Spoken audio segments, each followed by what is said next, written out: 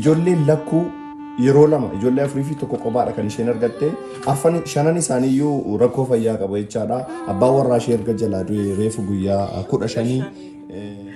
Kani tokko diraftii tun argatiin akka ijoollee isheetti tasakkaayyaati akka nuuroo isheetti tasakkaayyaati ishee kani tokko.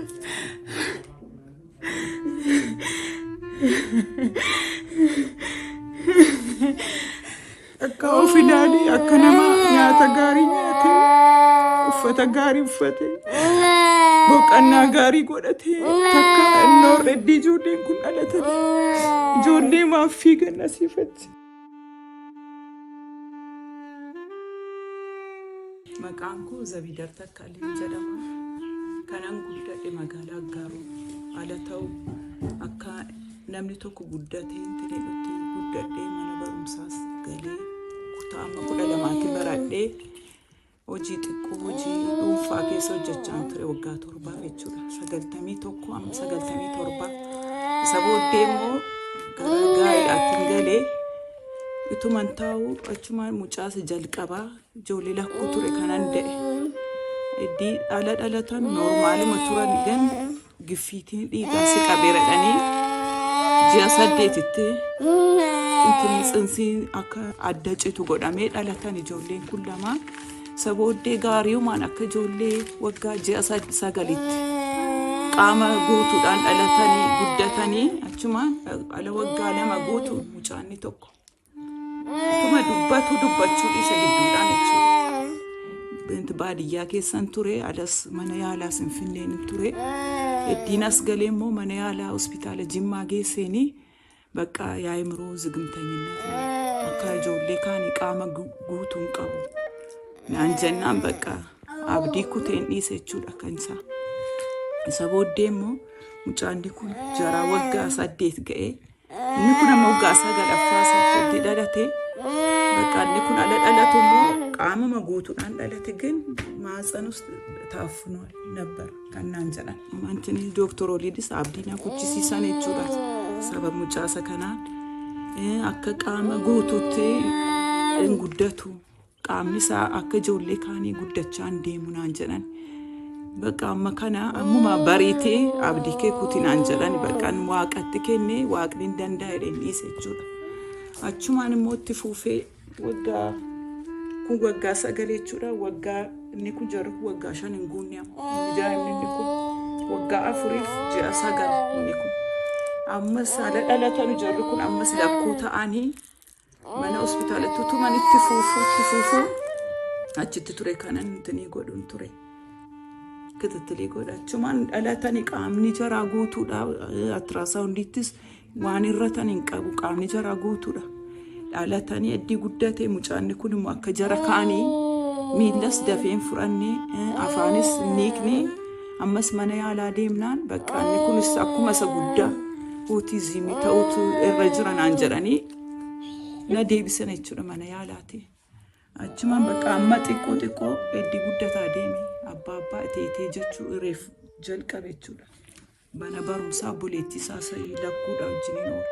Ati ijoollee ni qaqqabdan? 5 hin qaban. Abbaan manaa koo Darbee Bayyana jedhama. Gibirinaa keessa ture kan hojjetu. Isa booddee immoo daldalaatti galee hojii isaatti fufeetu hojjetu. Sukkaaraa dhibee sukkaaraa qaba ture. Sukkaaraan dhukkubsata ture bakka ijoollee isaa intini jechuudhaaf badaa tattaafii godha ture garuu takkaa of ilaalee.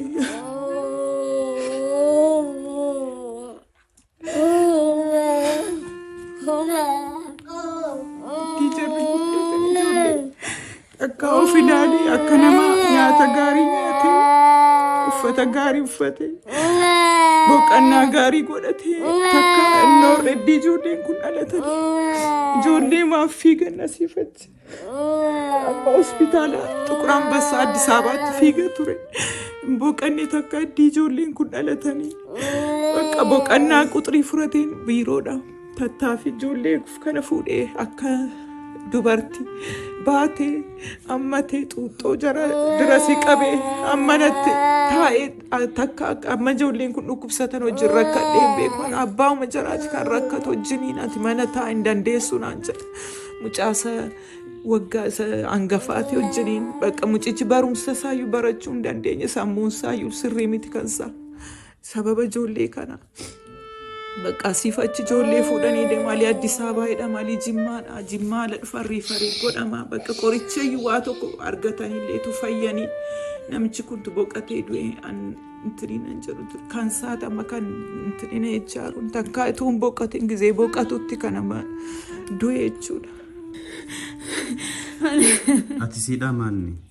Buleetti ko tokko bichaa isheen qaba. Isaan garbataa niin jaatanaa garii alcaallisu bannaatu. Numa gubanni takkaa karaa zarii keenya karaa abbaa keenya karaa haadha keenya waan hin jirreetti isheetti dhaabbachiise ishee rabbi isheetti kenne ishee kan isheedhaa kennamu. Damaartii eessa geessi jennee eegganna malee kanarra buuteen takkaa sabni hin beeknu ishee takkaa ganii tokko takkaa fira biratu hin deemin. Takkaa eessayyuutu hin deemintu argite ishee badaa rakkatte badaa ijoollee wajjin ishee waan beetasabii keenya keessa hin jirre. Amma ijoollee kana akkamitti jiraachisaatti maal nyaachiftee jiraachifte? Bakka waan rabbi kenne waa tokkitti isa taraaraati isa isheen damuusa hin qabdu isa bakka taraaraatee fidee kan kennu ijoolleen dhukkubsatu mana kimiitti fiiguudha. Isheen immoo kana immoo hin dandeessu iyyuu manaa baatee hin beektu ijoollee as taa'amamullee bataam no chaayosh naachoo ishee. An mucaan tokko na jalaa naa dhukkubsatu akkamiin taasise jarri ijoollee kun hunduu jalaa dhukkubsate bakka rabbuma jiraaf beekta bakka numa siqaayii jira argan ishee an mucaa tokkoof akkam u'uun jala naa jalaa dhukkubsatu jadi garuu ijoollee kan hundumaan jalaa naa dhukkubsatu sagalee jira namni dhufee siikoon gaaffatu nama bakka akkam namallee waamanii hin tadassatan ijoollee bashtanyaa qabnedhani sodaatutu argina. Viidiyoo kana namoota baay'eetu ilaaluu danda'a waan ta'eef mee gargaarsa akkamii si barbaachisa mee gara fuulduraatti? An amma fakkeenyaaf mucaanni kuni iddoo jara akka ijoollee daa'ima sanyii kana dhalatanii deemee achitti intininaa godhanii nan jaallan. Inni kunis akkuma sana jara wajjiniin amma abbaan Addis Ababaatti jijjiiramuu kan barbaade sababni guddaan ijoollee isaatiif. Ijoollee isaatii bakka iddoo barumsi jara hootizimii Addis Ababaadha kan jiru. Leetii kanaati achi galaniitu ijoolleen kun baratanii sammuun jaraan jijjiiramaa yaadatu. Ijoolleen kun namoonni viidiyoo kana ilaalanii bakka ijoolleen hanqina fayyaa qaban yookaan ootizimiitiin hubaman egaa magaalaa Jimmaa kana keessa hin jiru magaalaa Finfinnee keessa jira namoonni viidiyoo kana ilaalan haala akkasii si mijeessu jedhee abdadha karaa garaagaraatiin deeggarsa garaagaraa si barbaachisa waan nyaatanullee ijoollee kana barbaachisa huccuu isaan barbaachisa waan ta'eef buloonni keenya viidiyoo kana ilaaltan egaa ijoollee shan qabdi ijoollee shan keessaa yeroo kana ijoollee lama qofatu isaan bukkee jira ijoolleen lakkuu yeroo lama ijoollee afurii fi tokko kophaadha kan isheen argatte afan shanan isaaniiyyuu rakkoo fayyaa qaba jechaadha abbaan warraa ishee erga jalaa du'e reefu guyyaa 15 maaloo rabbiif jecha ayyoo keenya kana bira dhaabannee ijoolleen isheen dhukkubsatu isheen akkasii waan dandeessaniin bira dhaabadhaa isiniin jechuun barbaada.